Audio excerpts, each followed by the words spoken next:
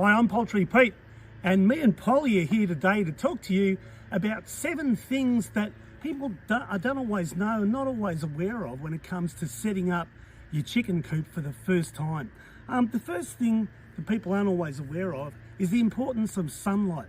Chickens need sunlight. They love to sunbake in it, they love to dust bathe in it, and it works on that part of the brain that stimulates the desire to lay eggs. So make sure that your chickens have access to plenty of sunlight.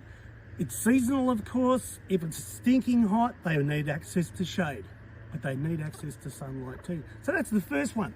The second consideration is the existence of predators. Now, you may think that there are very few predators in the area where you are, but I can guarantee that Mr. Fox lives not very far away. Even in the middle of the city, they've seen lots of foxes. So make sure that when you set up your pen, that it has a flange, or at least dug down quite deep, about 60 centimeters deep, some wire all the way around, so it can either be down deep in the ground or a flange out around the perimeter of the pen to stop Mr. Fox digging his way into your chicken pen and eating your valuable chooks. So that's number 2.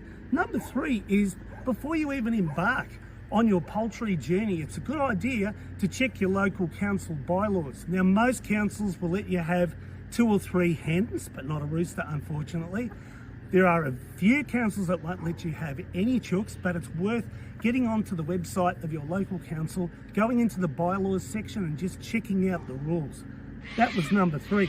Number 4 is, think seriously about feeding and watering your birds correctly. You can get good basic feeds from your local produce store, but it's always good to supplement that with your household kitchen scraps and letting your birds free range, because they know what they're looking for. They'll find extra protein in the grass and under the soil to supplement the feed that you're already giving them. But make sure they have a good, solid, foundational feed. And most importantly, clean water. Now, people get the idea that they can just put like a small ice cream container with a brick in it and just keep filling that up. Now, the problem with that is that the chickens tend to flick a lot of rubbish into their waterer.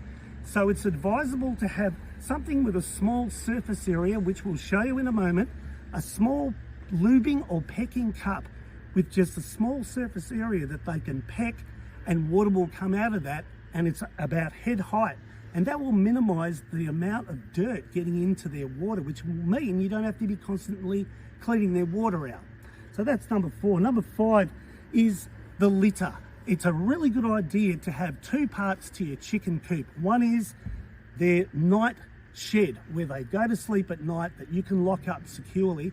And also an outdoor run is advisable for exercise and access to sunlight. Now, it's really important to make sure that you have deep litter. I recommend deep litter in that night shed, so that when they defecate at night from their perch, all that manure goes into the litter, and that gets absorbed quickly by the litter, which means that your coop will not be as smelly, and it means that there will be less bacteria buildup in your shed. Now, some of the litter types that I recommend are things like sawdust, so wood shavings. Wood shavings are fairly easy to come by. If you get in contact with your local wood turner or carpenter, have a good solid bed of at least 5 centimeters thick of wood shavings. Other alternatives are things called rice hulls, and believe it or not, hemp. I don't mean the stuff you get addicted to. They're not chuff, but just basic hemp husks are brilliant for litter as well. And finally, this is something people don't always realise. You don't need a rooster for your hen to lay eggs. She doesn't need a hubby to produce eggs. She will lay eggs with or without a rooster, so you don't have to worry about that. And let me know how you get on, and if you want to find out more, subscribe to Poultry Pete.